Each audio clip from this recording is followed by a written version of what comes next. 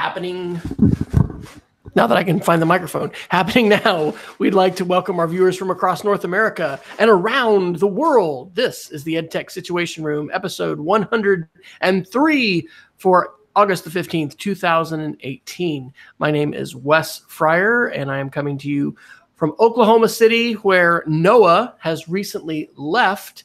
His ark was built and the floods came. We had basically 4 days of a deluge. I don't know how much rain, but it was crazy.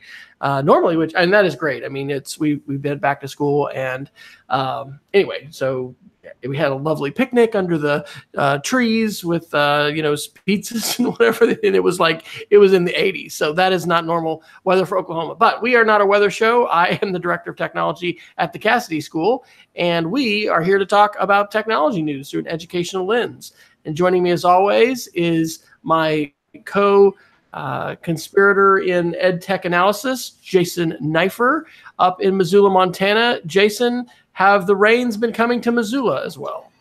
Sadly, there has been no rain in Missoula. Luckily, we actually last Friday, I keep thinking I've talked to you since then, but I haven't. It was 1 week ago tonight that we last spoke, but last Friday was the 7th warmest day in the history of Missoula weather keeping. So it hit 105 here, and 100 and something temperatures are not that unusual for Montana. I grew up in Great Falls, Montana, which is in north central Montana, and I've experienced 109. I experienced a 111 day there once 7 or 8 years ago, but 105 in Missoula, we are in the midst of the Rocky Mountains here, so relatively high elevation, and western Montana, which is a slightly different climate than central and eastern Montana. That's a hot day. So luckily we've been down a little lower, and the highs have been in the upper 80s, which is not so bad, and we may get a couple 70 days next week. But Missoula is where my office is located at, and that office is the Montana Digital Academy, the state virtual school, which is located on the University of Montana campus,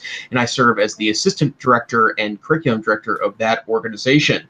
But enough about us. This is the EdTech Situation Room, where EdTech analysis meets tech news, and we have a lot of articles and interesting pieces of information to share with you tonight. But in case you're interested in finding the links later, we always put all the things we talk about plus a little extra we can't get to at our website, edtechsr.com, where you can go and follow all those links. And you'd mentioned this last week, Wes, and I think you're right, because the document's starting to slow down. We have literally hundreds of pages of links in that Google Doc, and it may be time to retire that one and start a new one. But speaking of those links, where should we start tonight? Well, let's start off with Gizmodo. August 15th, 2018, a university is putting 2,300 Echo Dots in student living spaces, and what could go wrong? My son is trying to call me back. This is crazy. He's calling me twice in one day. He'll have to wait just a little bit. This is in St. Louis. This is in St. Louis. I guess Arizona State University last year put Echo Dots out, but this is St. Louis University. And interestingly, they've loaded up using Alexas for business platform, over 100, university-specific questions and answers, things like library hours, basketball games, campus events, and etc. And so they, just feel like they're going to save their kids' time if they are able to use their voices and ask questions. So they're not going to allegedly be recording, which I don't know, we can debate whether that's actually true or not. But they're not having individual student accounts loaded on the devices. It's a university account. If they don't want it and their roommate doesn't, they're just advised to unplug it. So I thought that was pretty interesting.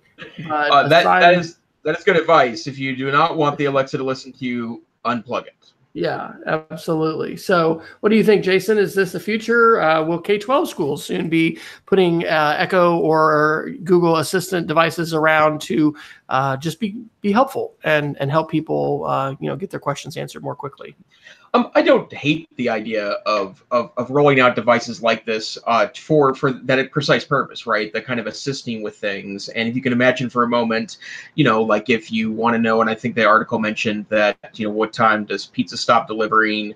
which is an awkward way to phrase that, but what time does the gym close and that sort of thing. I mean, the article does mention privacy concerns, and I do feel as though that those are still ongoing questions as regards to, really all the voice platforms. When we're talking about Cortana, or the Amazon platform, I won't use her name directly, the Divine Miss A is what we called her in the past, or the Google Now. But I guess the part of this that I am concerned about is that there has been some evidence that the platforms are hackable and could turn into live mics. And of course, their intent is not to record students. That would never be part of the plan.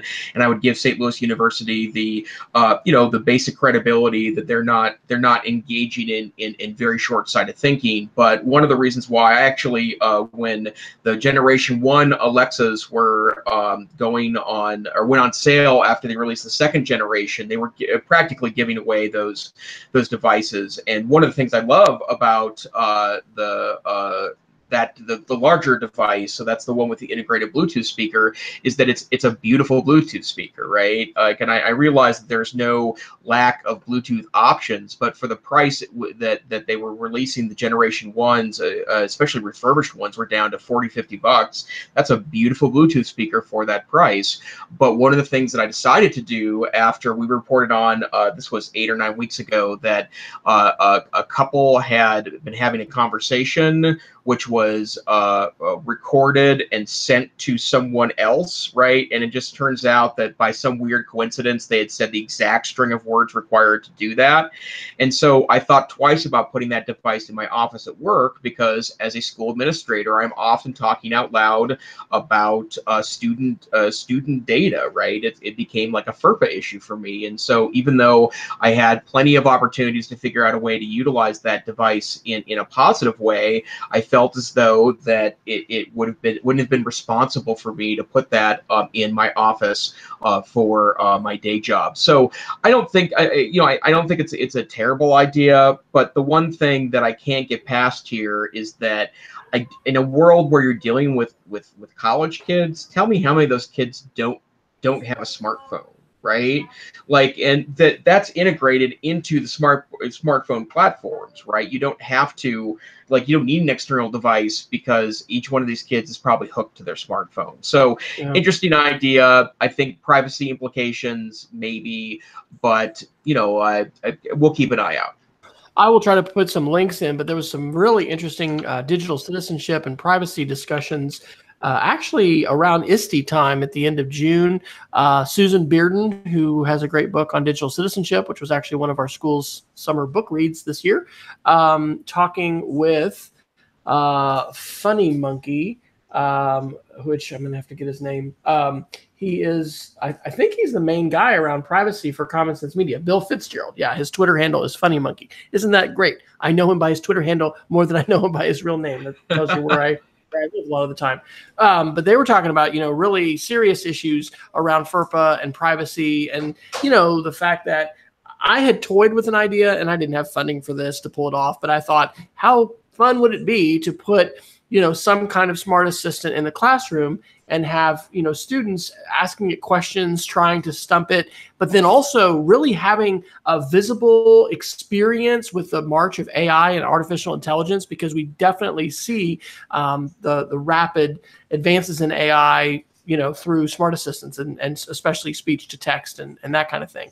But there's a lot of reasons not to do that. There are some organizations out there, probably supported by some of those tech companies that are selling said smart assistant devices, trying to promote that. But these are definitely consumer devices. There's not any kind of FERPA clearance or whatever. And I really don't think that, any student is going to, have their privacy and their data irreparably grabbed because, there's a smart device somewhere.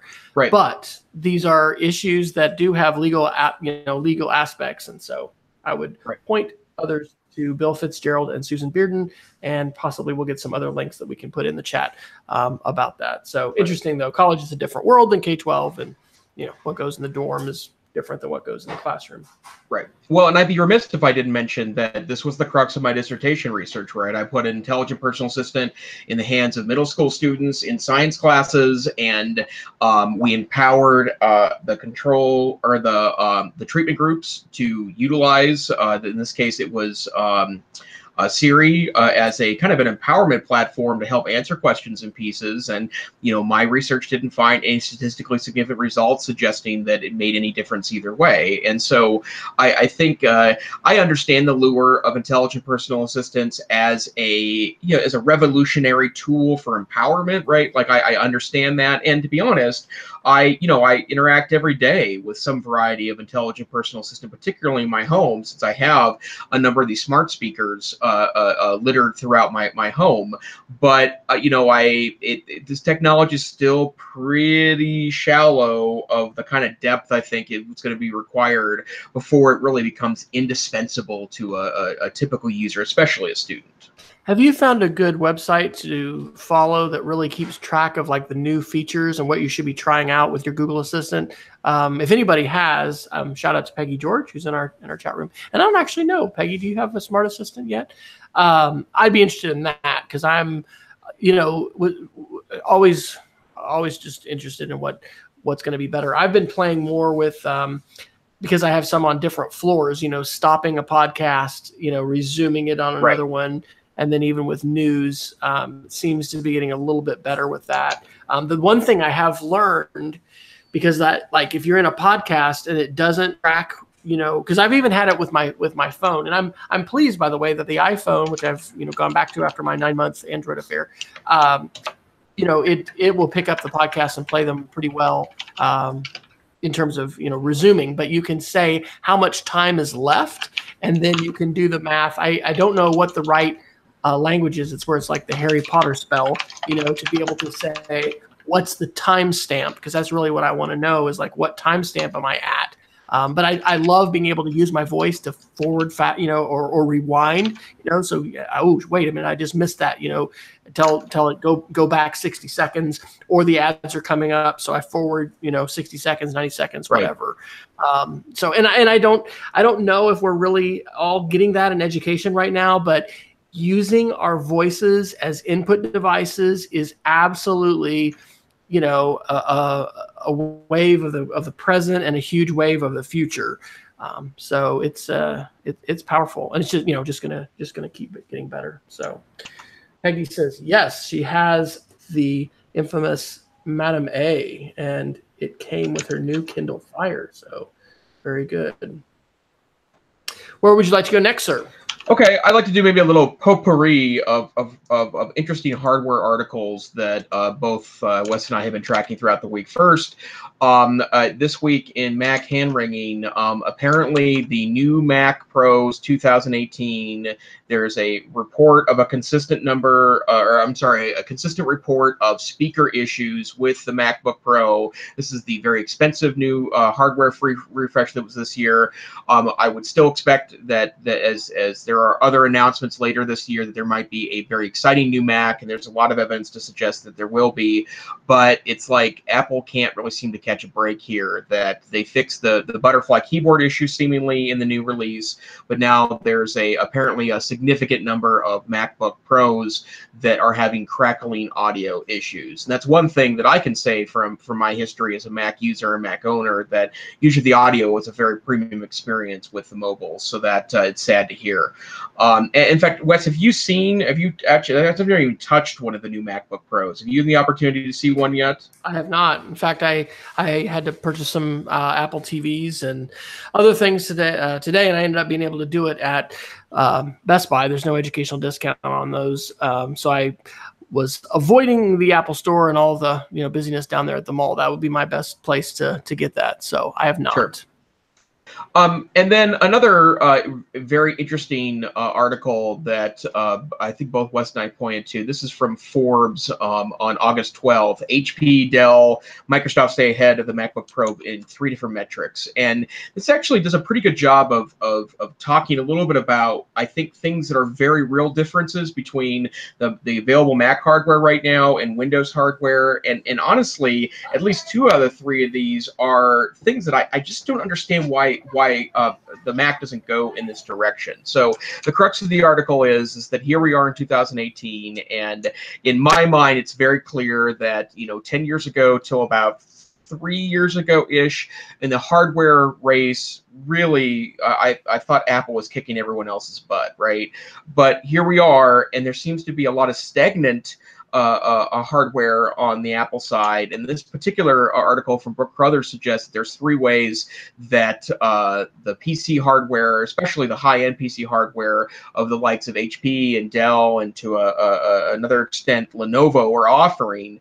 And here are the 3 things they seem to be missing. And so, Wes, I'll stage these to you as questions about whether or not these hardware pieces make a difference. So first piece, the vast majority of high-end PC hardware now has either face recognition or fingerprint ID. And so for me, the Surface Book that I use at work has what's called a Windows Hello camera. It recognizes my face and does a pretty good job. I've actually even stuck big pictures of me in front of it and other chubby bearded dudes, and it doesn't seem to mistake the average chubby bearded dude with the special chubby bearded dude. But it is a big convenience, and I do like hardware that has that feature. So does that make a difference to you, or is that something that you wish were available on the Apple side?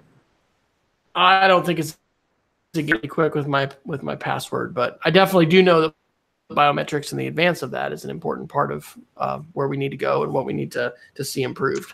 But no, it's not that particular feature. I think the next one, which is the hinge, is a little bit of the bigger deal for me. So that's it certainly seems like it would be time for Apple to do something disruptive and something innovative with its line. And that's what I'm holding out or hoping for, is going to be some kind of hinged, all-in-one, or something that brings together a touch interface, along with the laptop. Right. And for me, the thing is, I've always thought curious is that I think back to the original iPhone announcement by Steve Jobs in 2007, and he kept talking about touch is the future, and of course one of the big things that he contributed to smartphones was eschewing the stylus as opposed to utilizing the finger as an input device, and of course that now dominates the way we interact with touchscreen devices. Right, very few devices come with a stylus, and instead you're expected to use your finger.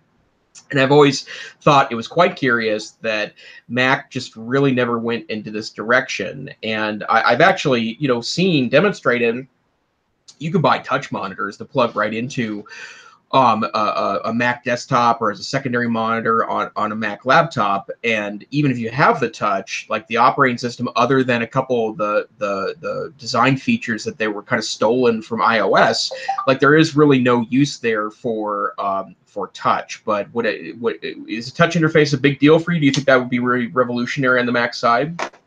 I mean, I think so. I think we had some nice discussions this week in a workshop about iPad and annotation apps, and we've got the new Lenovo touch tablets that allow you to use a number 2 pencil with any graphite pencil as the stylus. I mean, that's part of the future. So natural input, being able to use our voice, being able to draw. Use a finger. It's the workshop. My wife led a seesaw workshop today, and one of the teachers, on her MacBook Air was, trying to touch your screen. I mean, it's just a natural thing when you're used to using touch on the iPad. I'll say, as a related aside to this article, this is one of the most irritating web pages I've been on in a long time, because the Brightcove video that they want to show you has no way of actually trying to move it or get rid of it. And it covers the bottom left chunk of the screen. I actually tweeted Forbes and told them I'm sure they're going to listen to me, but how irritating that was. But anyway, so interesting article. Are you familiar with Brooke Crothers? Is that somebody you followed before? No, that It name's sounds getting like me. it's a PC guy, right? I mean, I don't think he spends much time at all on a Mac. So anyway, yeah, I think the big deal here is just the hinge. So, but we're going to see Apple respond, right? I mean, Apple's not just they haven't been resting on their laurels, and what they tend to do with many things is they tend to see what happens in the marketplace and then try to come in and really move things ahead quite a bit. So Right. Yep. we'll Absolutely. And the last article I want to cover, and I think we might have even mentioned this before, but the stories keeps evolving over time. But there's been a lot of rumors in the last 4 weeks that the Chromebook, and really it depending on which article you read, it's either the Google Chromebook. So what I'm speaking of is the Chromebook Pixel, or it could be several Chromebooks, which was more interesting to me. They're working on something that's kind of like the Mac boot camp concept, where you can take a Mac and load a copy of Windows and be able to dual boot between the two. And I'll admit, and again, my main Chromebook, my daily driver, or a daily carry, if you will, to apply a term from another group of kind of nerdy folks, is a Chromebook Pixel, or I'm sorry, a Chrome Pixel book, which is the 2017 or early 2018 released new Chromebook, and I love it. I have not used a computer I have loved more in the past 10 years. It's really changed the way I view things, and now I spend most of my time on a Chromebook. But I'll tell you, there are just a few applications. One of them is a vector editor when I do vector edits, which is what I do for logo work and other pieces when I design graphics for my day job. That's one. And then finding a good, not pay for PDF signer, which I do quite a bit for stuff I do in the office. I would love to be able to dual boot Windows on my Chromebook. And you PDF sign with some kind of a Windows app? I do. It's Foxit Reader is a PDF reader that's a common alternative, and it has a beautiful signature feature. Have you used Doc Hub? I have, but it costs money after X number of signatures. Yeah, that's true. No, you're right. Tell me the name of the one you use then. The Foxit Reader on PC. I believe it's also Mac too, but it's my preferred PDF alternative to Acrobat. But the way Fox is super great because it's a very premium or it has a lot of premium features, but the free version is good enough with all the premium stuff I use. So it's what I use to sign PDFs, and it's also the boss asked me to sign PDFs on his behalf quite a bit with that as an alternative. But this notion of carrying around a laptop that has both on there, I'd probably spend 85% of my time on the Chrome OS side of that, but it's an enormously interesting prospect. And what's happening now is that the other articles that have hinted at this say that it might be available on multiple Intel Chromebooks or Intel-based Chromebooks, to where it could just become a common feature that as a power user you can dual boot Windows on that. So something to keep an eye on. In my mind, it's probably more of a power feature use as opposed to something you roll out in a lab, for example. But it still is a very interesting prospect. Awesome. Let's see. How about this is from the New York Times. This is a great article. New York Times today, August 15th. Are targeted ads stalking you? Here's how to make them stop. Of course, a great digital citizenship conversation to talk with students as far as how the world works with social media and where the product, et cetera, et cetera. I learned reading this article that on your iPhone, in the privacy settings under advertising, you can reset something called your tracking identifier, and that resets how you're tracked. There's also a button to be able to limit the amount of tracking. It talks about deleting cookies periodically. Big thing I didn't know in this article is that Google actually on the Play Store evidently has deleted most ad trackers, which I didn't realize. One of the reasons I do love the what is it? The extensibility that I have with my laptop versus, you know, a mobile device is being able to run uBlock Origin ad blocker and, you know, being able to do other kinds of customizations. And it's frustrating, you know, to have to watch ads on Apple TV, you know, as far as YouTube, and being able to do the same thing here. So it uses the term stalker ads. I don't know if we've heard of that term, if that's part of our lexicon, but that's this idea that like you know, look for a blender, or you look that you're going to get a new grill and you're on one website, and then suddenly you're seeing that on your smartphone, and you're seeing it, you know, in Instagram, on Facebook, and these different places, because, you know, these advertisers have these different tracking, you know, code scripts that allow them to know who you are and track you across platforms. So interestingly, the ad, you know, quotes a marketing guru saying, well, what would you rather have, spray and pray ads or, you know, targeted ads you might be actually interested in? So are stalker ads an issue for you, Jason? And how do you think this would fit into conversations with kids about digital citizenship, other than just the irritation of it? Well, first, I have a real mixed feeling about targeted advertising, right? Like I get the creepiness factor of it, right? And I get that people don't want to feel tracked, because obviously people are building detailed profiles of users to sell things to them. But I also do believe that I'd rather be served an advertisement in something that I'm interested in, as opposed to something that I am not interested in. And you know, I sometimes I feel like the ads maybe aren't as intelligently aimed at me as they could be. For example, like once I've purchased a tent, I don't need to see 100 ads for tents for the next 2 weeks, because I've already purchased a tent.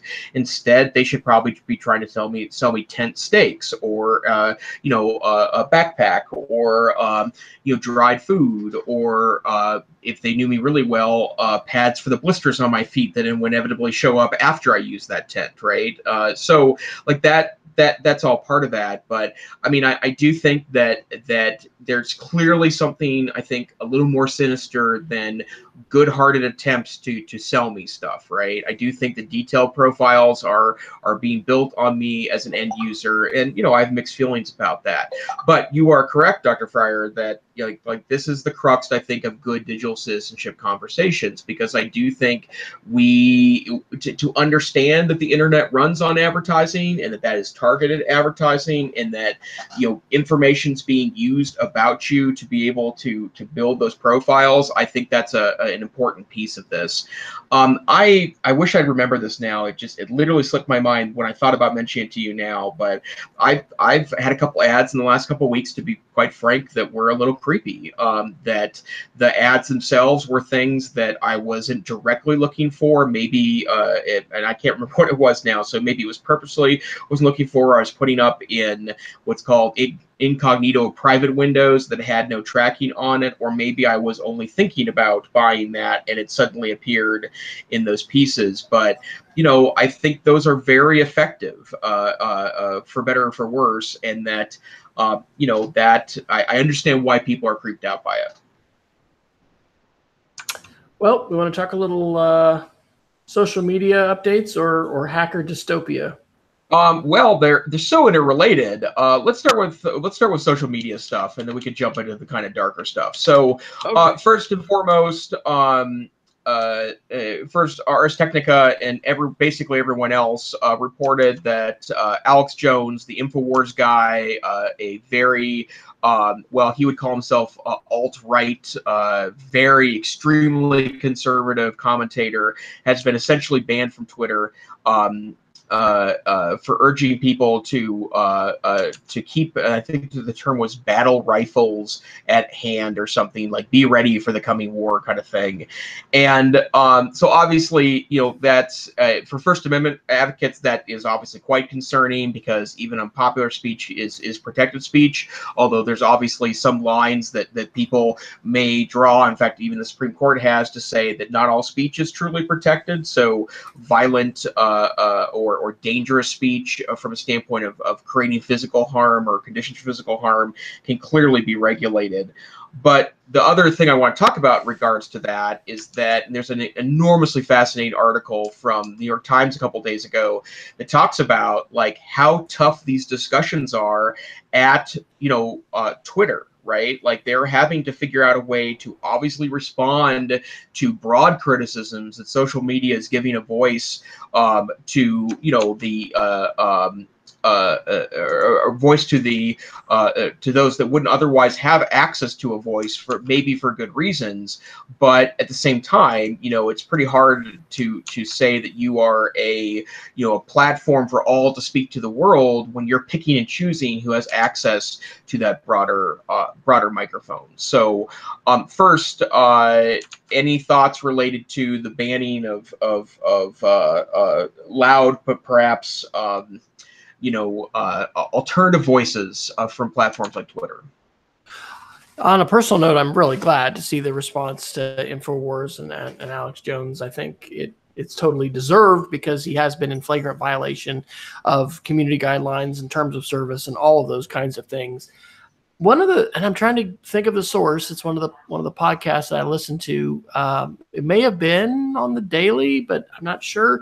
I was listening on the Google Home, and they were pointing out that, Facebook and Twitter and these groups, these are private companies. They do not have to respond the same way a government agency does. I mean, there are things that they have to take down in certain countries, for instance, in Germany, certain things that would reference the Nazi party or, deny the Holocaust or things like that are actually against the law, and they have to take those down as a private company. But Facebook, with Zuckerberg, trying to almost, kind of say that, values of the United States and these kinds of freedoms, they don't have to do that. I mean, they could censor and do things quite differently than what they're attempting. I mean, it's we've talked before on the show about the difficulty in identifying bad actors. That's one of the biggest challenges with fake news and with any kind of censorship that would happen. People expect there to be some magic, silver bullet. AI is going to save us. There's going to be code that's going to save us. I've been listening to some shows that have, people that are angry that, Zuckerberg and others Dorsey created these platforms without thinking about this and that, that this could happen. I don't know. I am glad that we're in the messiness of addressing this. I think that voices of the people are important in terms of outcry.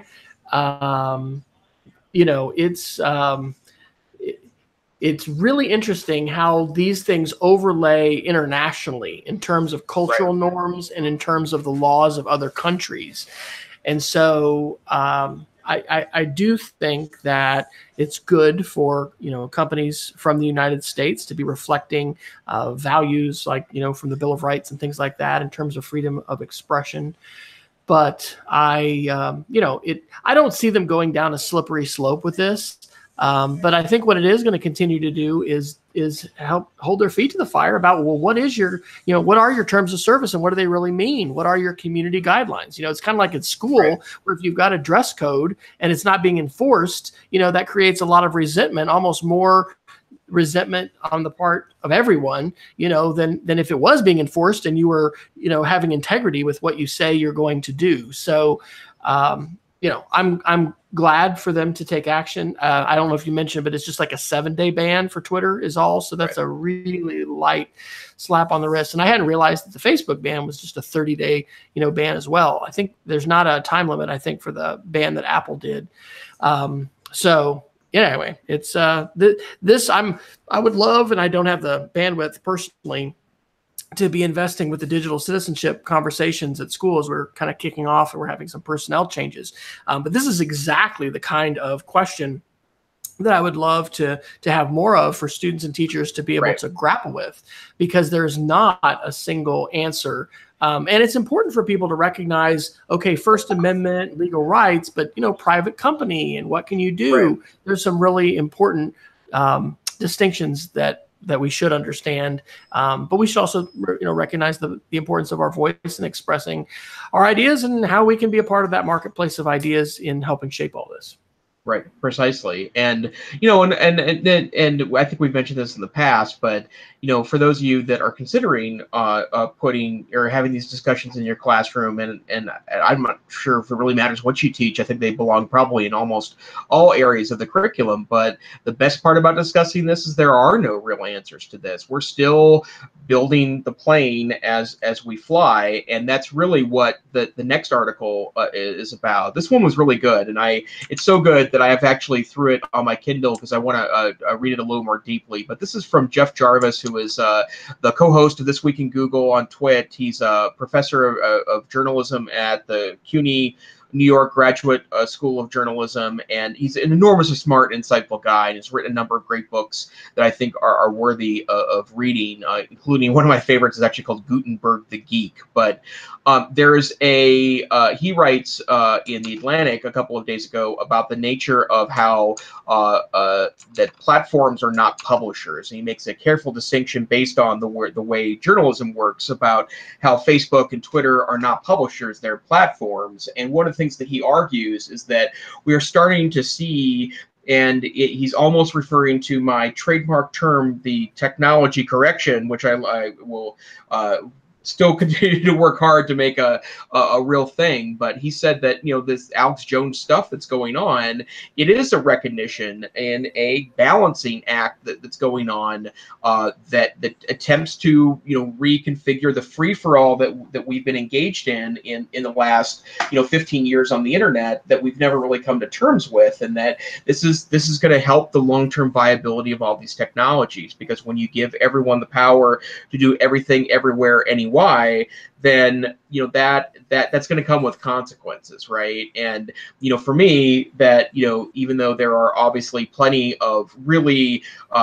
hateful, disastrous, really hurtful view channels on YouTube, for example, there's also dozens of channels that I personally watch that have wonderful, nerdy, esoteric content that would have no audience otherwise, right? Like there's no way that even the most public of public access channels is going to dedicate a half an hour a week to this guy in Jersey that likes to take 100-year-old tools and refurbish them using his metal shop, right? But I love that stuff, right? It's interesting and neat.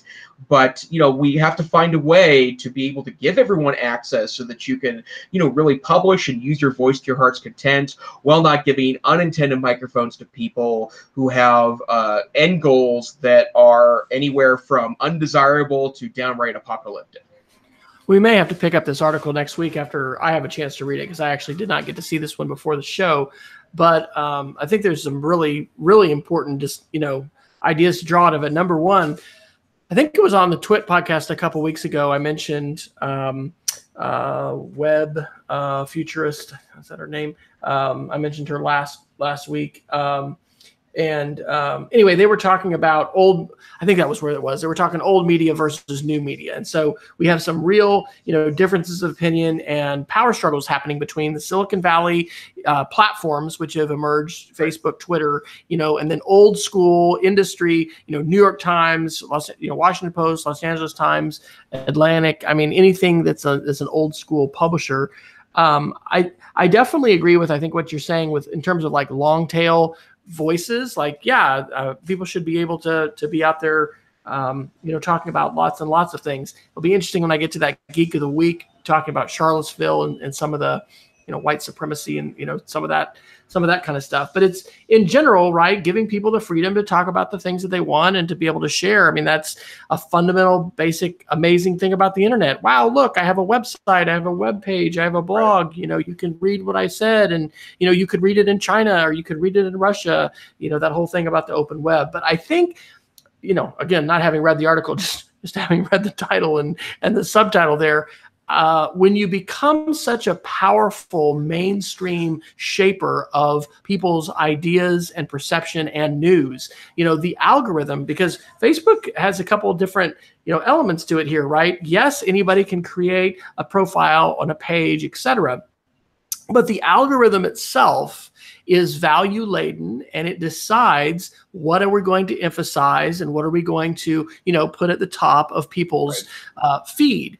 And so in that sense, they're not a publisher in the traditional way we think of a publisher like the New York Times, but they definitely are shaping our radar screens of what we are taking in and what we're seeing, and they're making value decisions in the same way that a newspaper, decides what to put on page one and what kind of a headline to write about an article. Right. There's definite, normative judgment that's used there.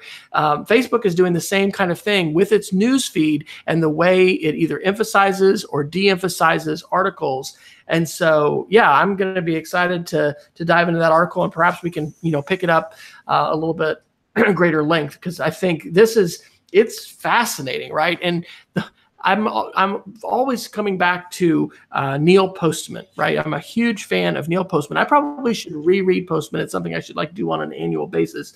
But his book Technopoly, Amusing Ourselves to Death, Teaching as a Subversive Activity. These are fantastic books for not only educators but anyone in society. And he was writing, for an internet. Not for an internet age, for a television age, and really a sharp critic following in the footsteps of Marshall McLuhan of, folks that are going to just be the passive sheep kind of being led to, whatever, people are going to be putting on television and paying for and all of that. So I think that, in this environment of the new publishers and the algorithms, it's kind of astonishing to me that we still are almost a TV culture where we're just, what is Facebook saying? What is Twitter saying?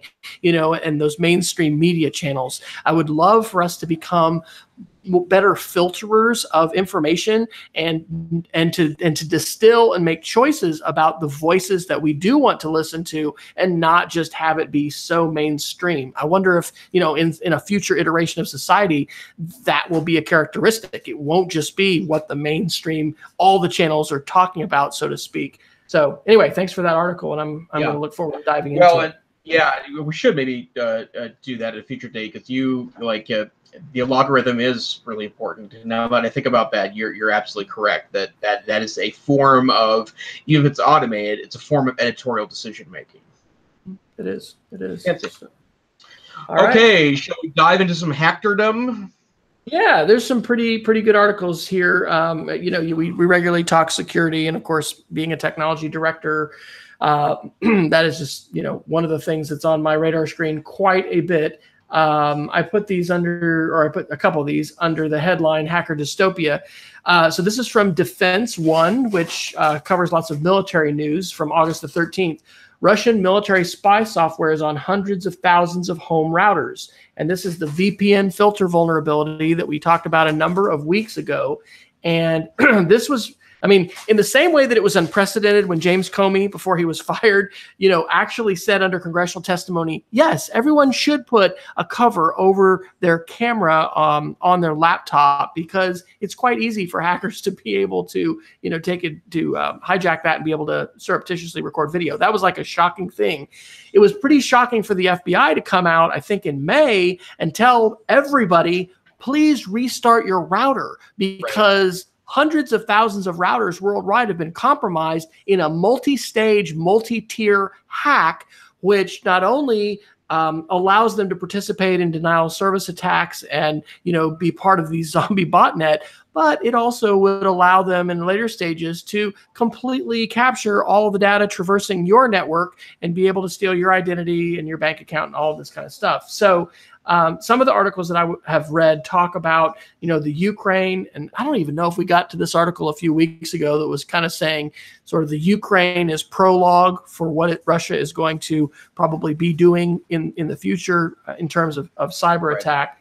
But this is just saying there's, more routers than ever. And this is a big issue. It's not something that, we're going to see consumers probably responding to. And we're not buying a router every year. It's not a piece of equipment that we update very often or we replace very often. So are you or any members of your family on that list of the VPN filter, router vulnerability, Jason? And what do you think? Are we I'm thinking I need to invest in my home in the hills where I'm going to have several weeks of food and be ready for the solar flares or the cyber attack. But I'm probably just reading too many of these dystopian hacker articles, getting ready for the show each week. Well, I mean, I think part of this goes back to, and we've talked about this a couple of times in the past, is that the massive proliferation of net-connected devices comes with a lot of costs, right? Like whether we're talking about societal cost in regards to distraction or privacy, or a more practical cost that, one of the reasons why some of those devices become so cheap is because the software they're utilizing to run those devices is something that was very inexpensively picked up that has relatively little function. It also likely is never updated and has vulnerabilities in it because not a lot of time or investment went into the development of that software. So if you have, I checked the other day for grins and giggles, I now have 30 devices on my network at home, of which only maybe 6 or 7 of those are a mix of computers, cell phones, and tablets. That means that I have a bunch of other stuff on my network, and that includes a number of smart plugs now. It includes a number of smart speakers in my home. It's some Chrome cast devices. It's an Apple TV and a couple of things hooked up to my television. But I would say that I know that I have a couple of devices on my network that I bought that were extremely inexpensive, that were practically giveaways on Amazon, that work really well with Alexa, or I'm sorry for saying her name.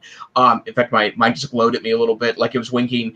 Or the Google Home, or Siri, or Cortana. It works with all those systems, and the app barely works. In some cases, it has extremely poor English, which means it was probably translated English, maybe not even intended for this market. Those are dangerous devices, right? I should take those, and maybe now I think about it, maybe tonight, take those off of my network, because those are easily hackable, and it's part of the reason why. And I'm sure, Wes, you have some strict rules in your district or your school about what what can go on the network or what can't. But there is a potential there, to open up holes that they're unintended. So buyer beware. Some good chat with Peggy about this in the chat room. Once they said restart, I heard a podcast. There's actually a great, let me see if I can pull it up. Cyberwire podcast is really, really good. I think it's McAfee sponsored. And they had one of the top cyber researchers for Talos, which is, I think, the group of Cisco that's really, big on the cybersecurity front, talking about how that was really, trying to do something, was saying restart your routers. But that would supposedly disable the second and third tiers of this very sophisticated malware, but it doesn't get rid of the actual malware itself, which is resident on these devices and could still be re-enabled. So I think you actually have to reset the factory settings in order to get rid of, the root of malware. And anyway, it's just it's really pernicious, or I don't know, is that the right word, right way to pronounce that? So definitely something to watch. And, if you want to scare your friends, sharing that as another article about, hacking dystopia. On the same note, Quartz had an article, this was from back on July 18th, that hackers account for 90% of the login attempts at online retailers. So again, to drive home how important it is to use a password manager that enables us to use a different password on every single site. This kind of, get a password from one particular hack and then try and use it on as many retail sites as you can to see what you can exploit is becoming the norm. And then this CNET article was probably the best one I read for this week. This is from August the 14th. Your smart air conditioner could help bring down the power grid. And so a lot of times when we talk about scenarios for a power grid disruption, which, by the way, is a very reasonable thing to happen. It was 1859 when we had this massive coronal ejection solar flare that, caused at the technology of the day, which was the telegraphs, to have these arcing, sparks of electricity going across and today would cause complete havoc if we had something at that level. Anyway, there's multiple ways that the power grid could be disrupted for a while. And so instead of thinking about hacking the actual grid itself and grid computers, hacked appliances could overwhelm the grid because right now it's rather tenuous in terms of meeting grid demand. We've had a smart thermostat here for a number of years now, which has been wonderful for our bill. But what that tries to do is limit the amount of electricity that's being demanded of the system, because especially with air conditioning in the summer, but at other times, the power grid responds almost not quite immediately, because coal-fired power plants have to power up and gear up. But basically, it's saying that if a lot of smart thermostats are hacked, saying, hey, I need my temperature to be set to 65 degrees or 50 degrees or something like that, all day. Also, hot water heaters. That hackers could potentially use that to bring down the grid. So these are researchers that are publishing these findings to try to raise awareness. They're saying attacking the grid using IoT devices is not as critical today as it would be in the future when high wattage appliances will become more common. This will give the grid operators a window to protect their systems against these type of attacks by operating the grid in a state that would not be affected. But it could take a long time to recover as well. So I seriously have been doing enough reading about this kind of stuff that I am. We have a new teacher at our school who is a nuclear engineer. He was in the Navy and did a lot with power grids. And he actually has a generator inside a Faraday cage so that it could survive an EMP. And had a really pretty fascinating conversation with him last week. So perhaps I've been, hanging out with too many folks that are thinking about this. But when you visit with people like that are very experienced and knowledgeable about the power grid, and they're like, yeah, we're ready to pretty much, survive 3 or 4 weeks at home without electricity. And you're like, right. I think I could survive 2 days, maybe. It just makes you think. And so that doesn't exactly translate to the classroom in terms of what we're going to try to tell students to do. I mean, emergency preparedness is important, right? We live in tornado world. You live in oftentimes forest fire, areas. So I don't know. This whole line of thinking doesn't have as much direct tracking to the classroom, unless it is to think about emergency preparedness and, kind of along the lines of a Y2K or something, right. Are we prepared? FEMA is going to tell everybody to be prepared. You ought to have flashlights. You ought to have a little bit of, food. You ought to have a little bit of water. And basically, most people don't have any of that. They just rely on being able to go to the store tomorrow to buy what they need. Right. Absolutely. And then one last thing that I want to mention, because it's both fascinating and a little scary. So we've talked a lot about USB-C here on the podcast, and it's now, I prefer devices in my bag that are USB-C powered, because I love being able to carry around a single cable that rules them all. And I have a high end. I was able to actually pick up several weeks ago the bookstore on my university campus was recently closed in favor of bringing in an external vendor. In this case, it's Barnes and Noble College that's taken over our bookstore at the University of Montana, and they put a bunch of stuff on sale, including a bunch of Apple accessories. And so I was able to get the big brick USB-C charger for the Mac, which is a generic USB-C charger, for half the price. So I spent like $35 for it, as opposed to the kind of an unreasonable 70%. But for those who haven't seen one before, this is a USB-C cable. It looks kind of like an older USB-C or a micro USB cable, except that it's reversible and it feels a little more stable to me. But there's actually this is a little more nuanced than just dividing power, because part of what USB-C standard is that there's a negotiation that goes on between your device and the charger to determine how much power it can push through, and there's a decision made about how much it can accept in, and then it starts to deliver power. And so that's a pretty nuanced and detail-oriented functionality. But there's a great article that I'm citing this week from, and I've lost my Tech Radar from August 9th. That says that there is a theoretical way that a hacker could take a malformed USB-C charger and be able to hack your laptop with it, because it's more than just power and bits of energy that's being traded across. There is actual data even in the charging process where that occurs. And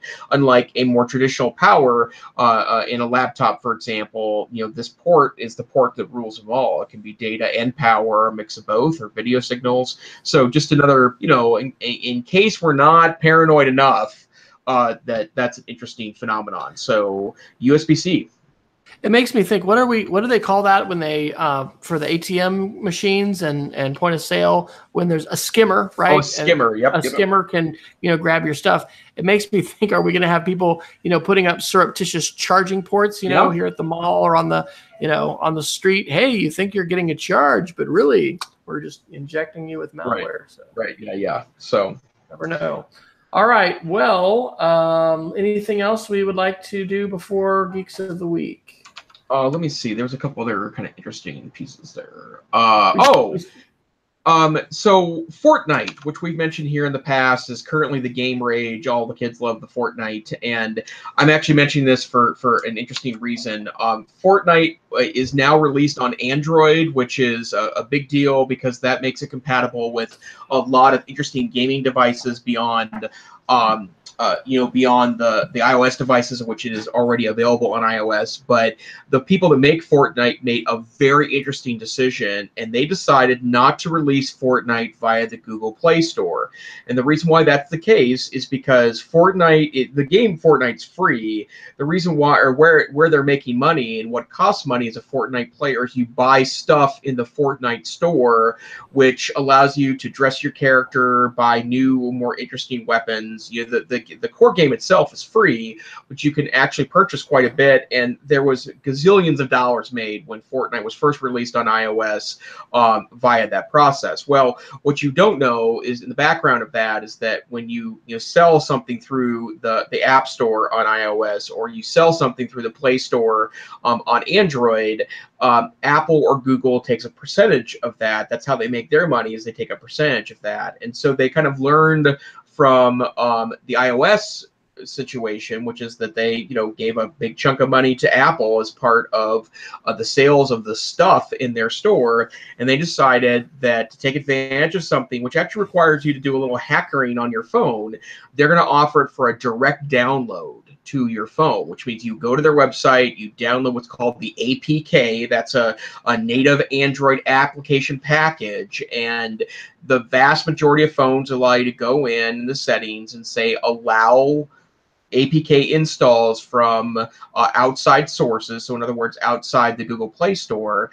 And I've heard several references to this in the last week after this was announced, that in essence they're teaching millions of Android users how to install stuff without the Play Store, right? Which is a very interesting, like, it's almost harkening back to a desktop computer, right? Like there's tons of protections built into both Windows 10 and Mac OS to tell you something's dangerous when you try to install. I mean, that's been our software install model for 40 years in the desktop operating system world, and here we are kind of stepping back to that old school way of doing things. Now, let me be very clear. Installing something like that comes with a ton of risks. I don't think Fortnite directly downloaded from the Fortnite website is a risk, but there are literally hundreds of thousands of sources to download APKs, including free APKs of software that usually cost you money, but that's also a way for a hacker to post a malformed APK that has nastyware in it, and then have that kind of sideload into your phone. So downloader beware. Absolutely. One other one that I'll mention is this: Google tracks your movements, like it or not. This was from the AP on August 13th. I guess we could call this, the week in hand wringing over privacy issues. Interesting. Even when you've got your privacy location history turned off, it says Google takes a snapshot every time you open up the maps. They've got a pretty interesting map of the location of this reporter who tested this, and even, when location services was off, still tracked them and where they were. So I don't know. I think privacy is a relative term, and, for better or worse, using a smartphone today means that you are going to be subject to some level of inquiry by authorities who can subpoena or confiscate your device, or folks that have access to the data that's in the cloud. So right, absolutely, hand-wringing going on there. All right, sir. Well, what do you have for a Geek of the Week for us this week? So this one's pretty simple, but a little kind of strategy I use at work. I have a desk job at work. I don't get to walk around a whole lot as part of my job. And one of the things I noticed when I left the classroom, and this is part of the reason why I wear a pedometer now, it's a Fitbit, is that I went from a job where I was walking around, for 5 or 6 hours a day. I very rarely sat when I was a classroom teacher. I was always up and around. Even when lecturing, I would kind of walk around the room, like the old Donahue show, and stick the mic in kids' face and encourage discussion and questions and in some cases argument. Well, I went to a desk job where I was sitting for 8 to 10 hours a day, and I noticed it almost immediately, its impact on my health. But I like to get up every half an hour or hour and take a little stroll around the floor of my building to kind of keep things going and help my concentration and focus when I'm sitting down. I do not have an Apple Watch, so I that will actually remind you to get up and walk around, and my Fitbit will do that as well. But I'm constantly setting timers during the day, whether it's as a productivity strategy, like sit down, and it's called the Pomodoro technique. We've mentioned that in the past in the podcast, but it's 25 minutes of working with a 5-minute break, and then a bigger break after 4 or 5, what's called Pomodoros. But I noticed the other day when looking for an online timer, because I was on a cloud ready machine that didn't have Android apps, that there's a lot of great online timers, but this one's really nice and elegant. This is timer-tab.com. It's a beautiful timer that is simple. It allows you to create or to use a YouTube video as the going off piece, so you can choose what the sound looks like in the background. But I actually put a bookmark to this in my work Chrome browser, and the little icon, or favicon, I think is what they're called, in the piece actually shows a little countdown and a little round countdown clock in my bookmarks bar. So just a simple, nice, functional timer. And I know that online timers are a big strategy a lot for people with classroom management, related to showing people how long they have to complete a thing. And if you're using some of the old-fashioned ones like online stopwatch, this one's better. There's no advertising involved in it, and it's just a nice, beautiful tool. So that's timer tab at timer-tab.com. And you can copy and paste a direct URL link to an image and then have it there in your background. I just grabbed a Flickr picture from our Colorado vacation and threw it in there. So pretty cool. Well, I was just going to do one Geek of the Week, but I had to throw out a second one. My second one I'll do first is a photo of a solar coronal mass ejection. It says it's beyond comprehension. This is from Dig 2 days ago. Really doesn't necessarily have a connection, but just, it has the Earth to scale in the upper left corner of the picture. The sun is unbelievably big. So yeah, thinking about solar flares and our susceptibility to that. NASA actually just launched, I think last week, a rocket mission that's like over $1 billion.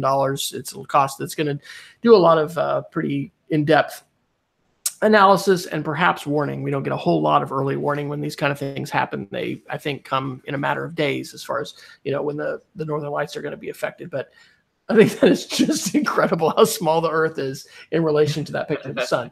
But the other one was a documentary that I just watched on PBS. It's called Documenting Hate, Charlottesville. We just had the year anniversary of the killing in Charlottesville during the protest with the car. But it really, so I guess, speaks to, social media and technology and the ways in which fringe groups are able to connect.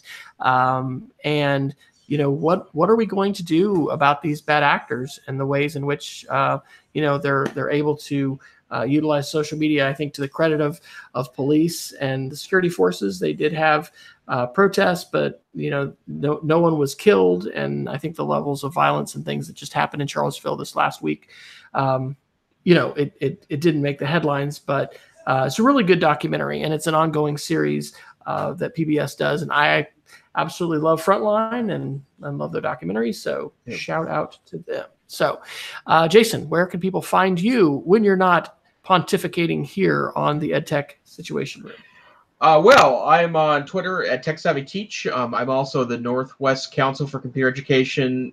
I'm their Tech Savvy Administrator in Residence. And in fact, am working on some interesting projects now with those good folks. They're at ncc.org or blog.ncc.org. And registration for their February conference in fabulous Seattle, Washington opens up probably sometime in the next week or so. So consider attending that. And then, of course, I'm here on the podcast once a week. What about you, Wes? I am still W. Fryer on Twitter, and my blog, Speed of Creativity, I'm posting to about once a week, not that often, but we'll be continuing to hopefully update this year our digital citizenship website for the school, digcit.us. And not a lot of travel planned for this year. I was hoping there would be a STEM workshop in New York in October, and we haven't gotten that finalized yet. So my EdTech consulting has gone down. But hey, if you're looking for a keynote speaker or workshop presenter, don't forget that Jason Neiffer and I are eager to share some of the wonders as well as the more thought-provoking things that we probably ought to all be considering as educators, parents, technologists, at regional and national and other sorts of events. So please check out our show notes at edtechsr.com/links. You can generally find us here in the evenings at 9 p.m. Central, 8 p.m. Mountain, 3 a.m. UTC if you happen to be on the other side of the big pond. And we want to thank, as always, Peggy George for joining us live and encourage everyone to stay savvy and stay safe until we meet again. Good night.